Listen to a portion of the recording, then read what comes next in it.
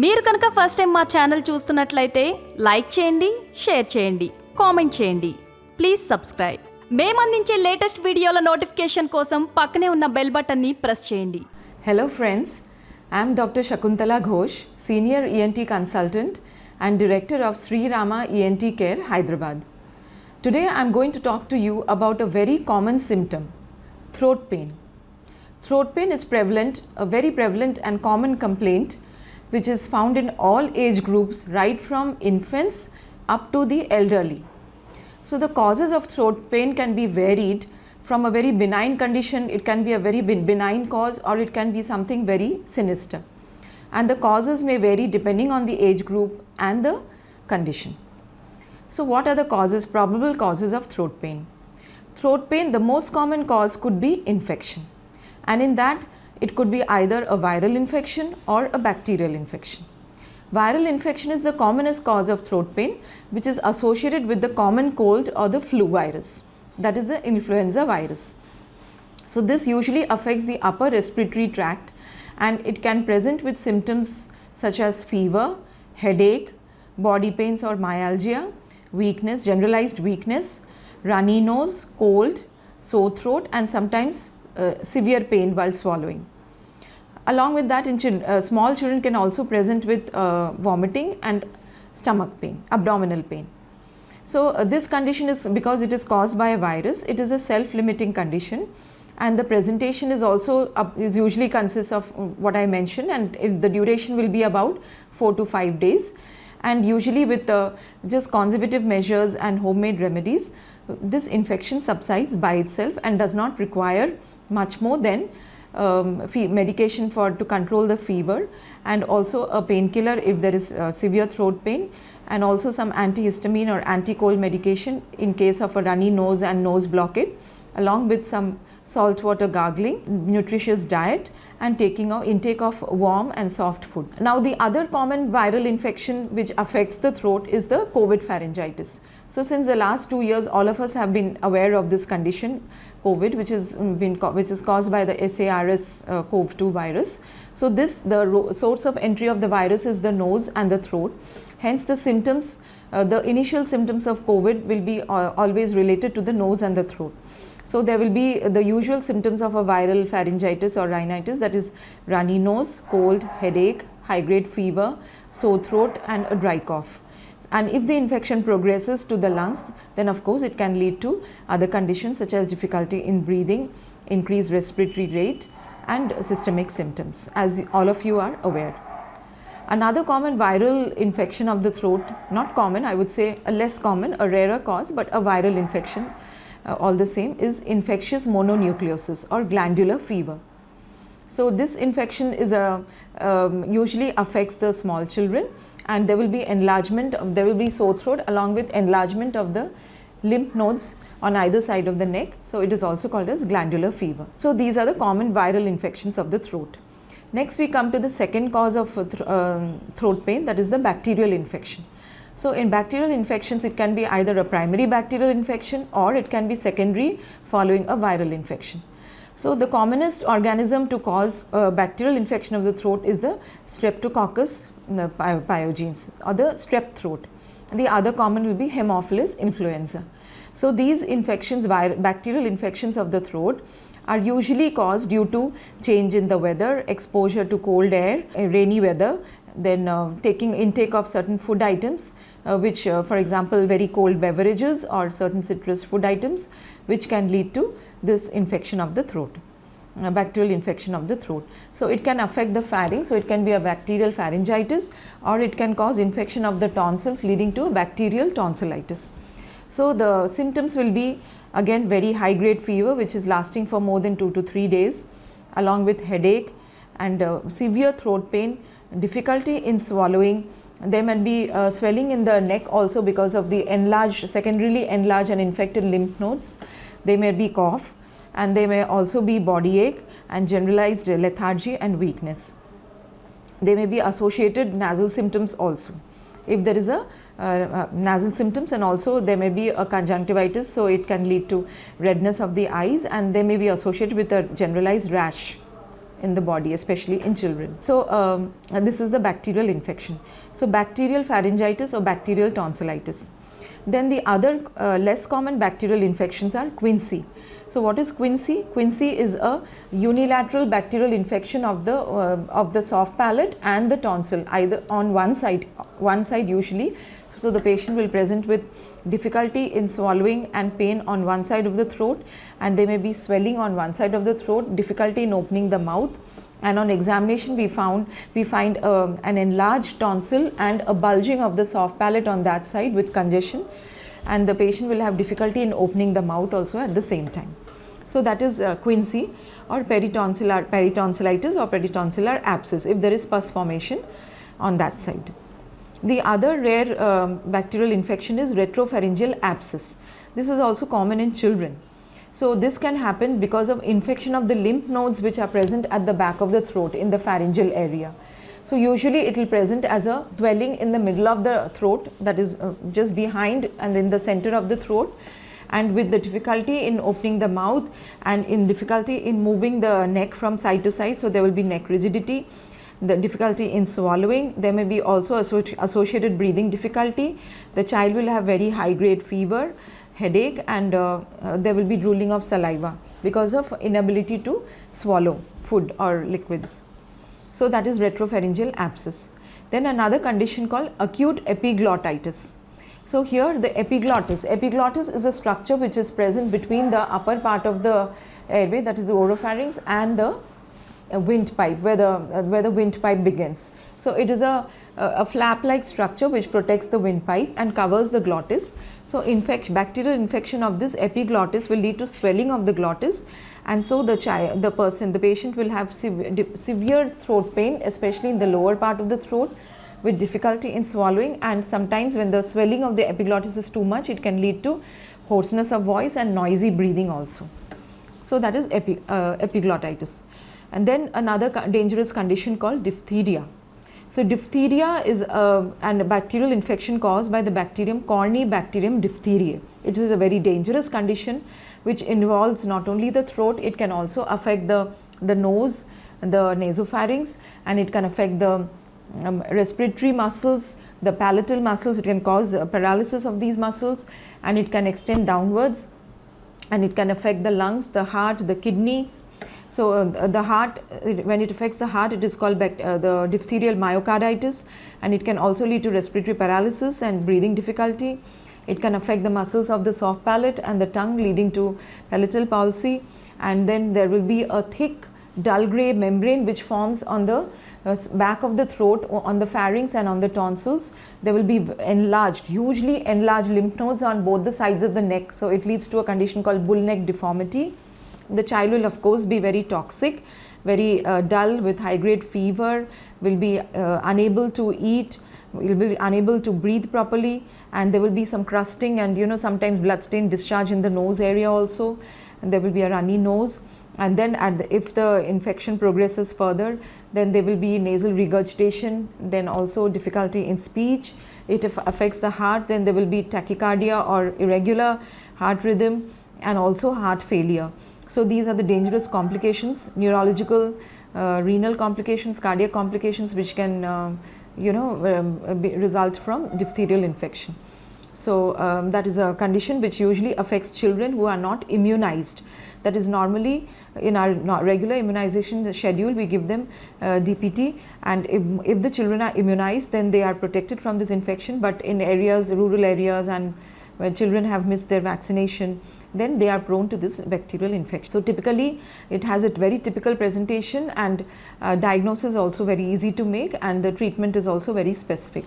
It sometimes can be very fatal also. So it has to be diagnosed and treated early. So I have covered the bacterial infections which can usually affect the throat.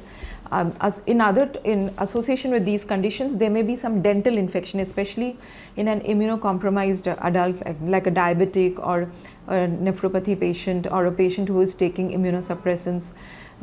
Such patients can also have Ludwig's angina or a deep neck space infection, which is resulting from a simple dental infection or a simple sore throat, which can progress, and there may be pus formation in all the soft tissues of the neck.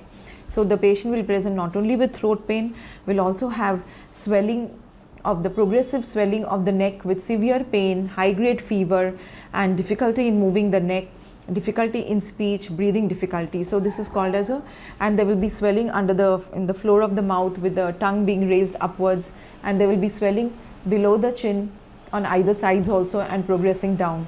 So this is called as a deep neck space infection. When it is in the floor of the mouth, it is called as Ludwig's angina. Commonest cause of this infection will be a dental caries with a dental infection which has been neglected and it has spread to the deep neck spaces. Now we come to other conditions which can also cause throat pain. That is, one is allergic pharyngitis. So if we have a history of allergy, especially nose or throat allergy, or we have bronchial asthma, that means we have allergy to certain conditions such as dust, pollen, or chemicals, certain fumes, certain food items like citrus and cold food items, or cold air, or fungus allergy. So then we are prone to repeated throat infections along with cold, runny nose and sneezing. So that is called as allergic pharyngitis. Then there is another condition called as reflux, gastroesophageal reflux or laryngopharyngeal reflux. So where there is a reflux, there is a incompetency of the sphincters which are present, the valves which are present between the pharynx and the esophagus, or between the esophagus and the stomach, whereby there will be a regurgitation or a reflux of the acid from the stomach in a reverse direction, and that acid, when it comes to the throat, it can cause some irritation in the throat and swelling, and it can lead to some inflammation, and that results in a repeated sore throat, a burning sensation in the throat, or that swelling can lead to a sticky sensation or a foreign body feeling in the throat, along with some heartburn and reflux, especially on lying down flat and after a heavy and spicy meal. So that is reflux leading to repeated attacks of pharyngitis. Now we come to another condition called foreign body. So accidental ingestion of some sharp object while taking meals. It could be either a fish bone or a chicken bone or some kind of a straw or sharp object which has been accidentally ingested while taking meals. So even that can get impacted or lodged somewhere in the lower part of the pharynx or in the upper part of the esophagus, and that can lead to severe pain and difficulty in swallowing. So foreign body in the oropharynx or the hypopharynx. It could be one of the rare causes of throat pain. Then another condition called styalgia or an elongated styloid process. So elongated styloid process, stylomandibular ligament is a ligament which is present from the styloid process here up to the mandible or to the hyoid bone, and that ligament sometimes gets calcified, and that can present as a bony projection in the tonsillar area and lead to a pain, and that it irritates the nerve. There is a nerve called glossopharyngeal nerve which is present close to that elongated styloid process in the tonsillar region, and that can stimulate the nerve and lead to a pricking type or a sharp shooting pain in on that particular side of the neck, the throat, radiating to the ear, and also the upper part of the jaw, lower jaw.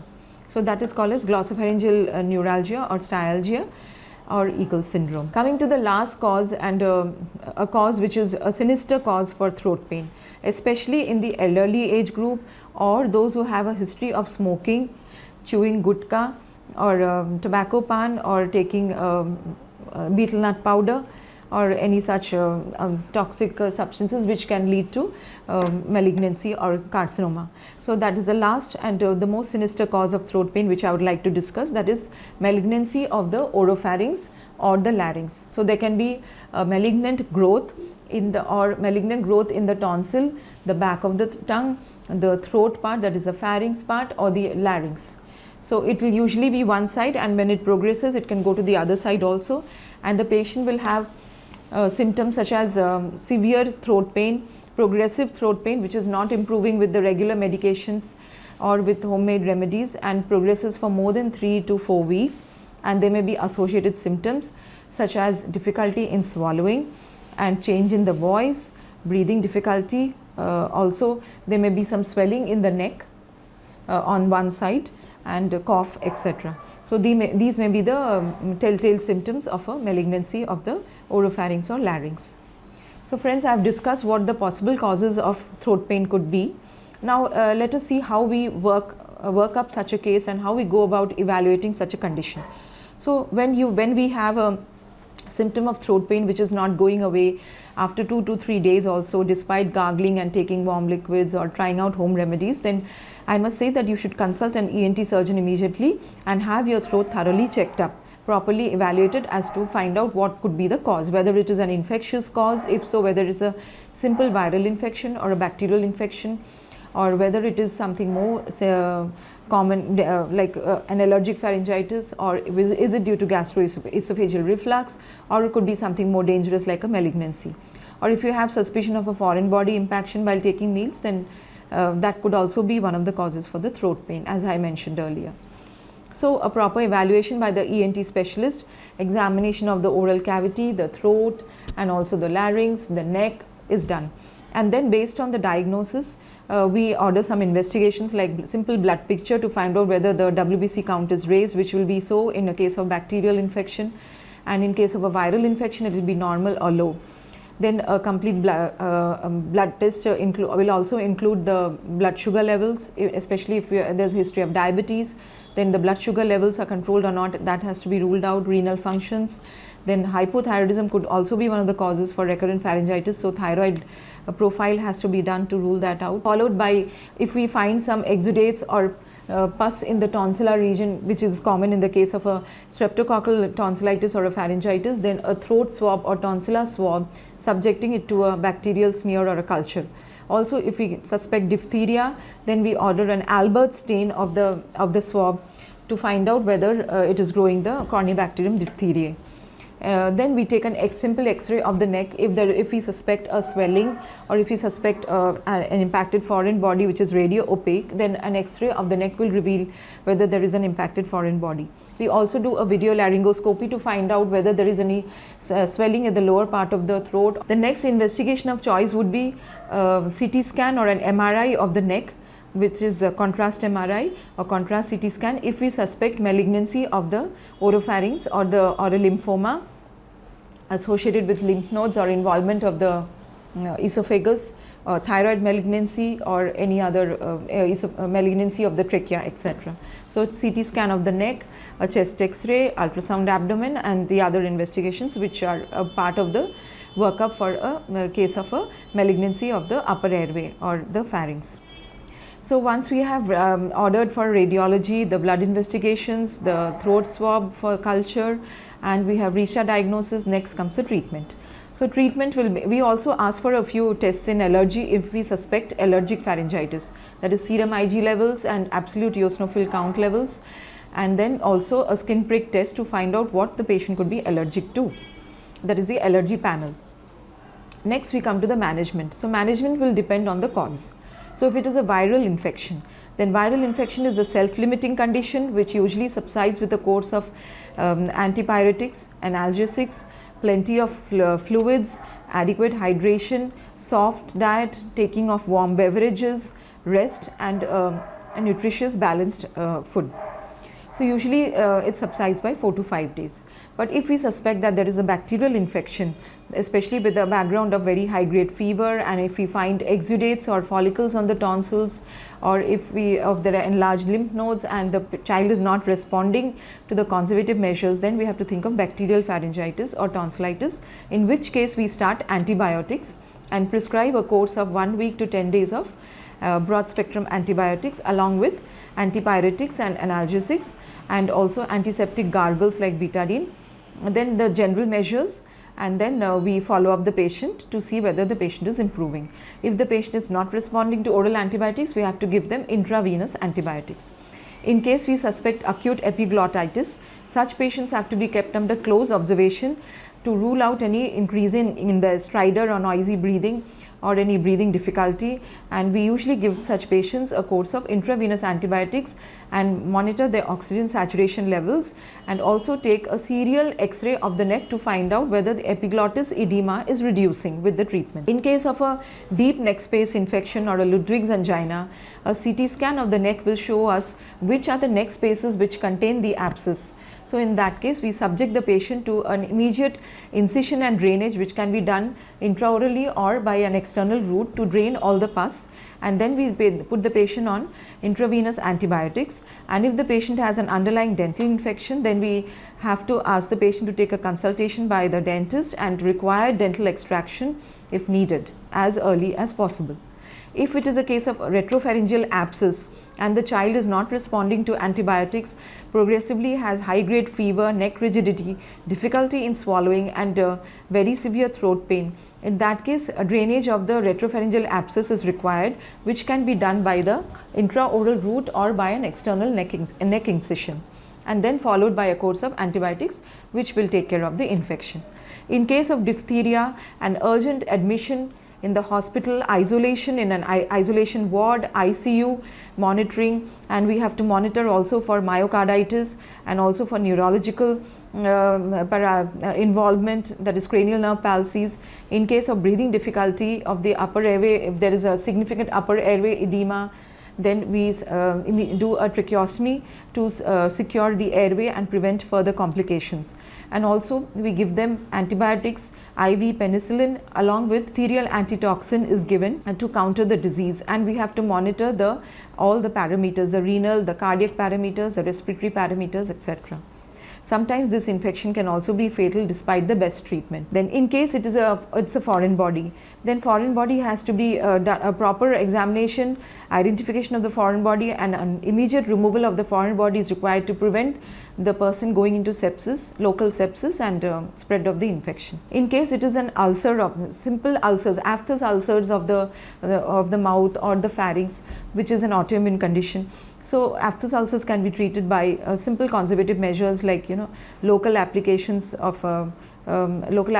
which will bring pain relief and will help in early healing of the mucosa, and also analgesics and generalized measures like gargling, antiseptic gargles, and intake of bland food, less spicy food, etc. Usually the ulcers will heal within a few days and the patient will be all right.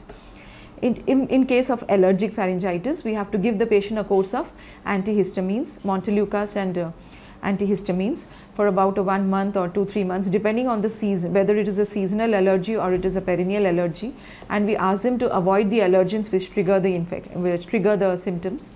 In case of reflux, gastroesophageal or laryngopharyngeal reflux, we have to give them anti-reflux measures, ask them to avoid spicy and oily food or heavy intake of heavy meals. We ask them to take early meals and small frequent meals, and also not to sleep immediately after a meal, and to lie more on the left side first and then change their position when they sleep. That will prevent the reflux. And we ask them to do exercise and lead a healthy lifestyle. And we give them a course of antacids for about a month or so, and then we follow up. So in case of malignancy, of course, as I mentioned earlier, it could be a lymphoma or it could be a squamous cell carcinoma of the oropharynx, the base of the tongue, or the larynx. In that case, depending on the stage of the disease, the treatment could include either a surgery, complete surgical excision of the lesion with a neck dissection, and also the person may require radiotherapy and chemotherapy depending on the stage. So friends, I hope I've given you an overview of the possible causes for throat pain and how to approach them and evaluate and how to manage the condition. So I hope this video has been useful to you. Thank you.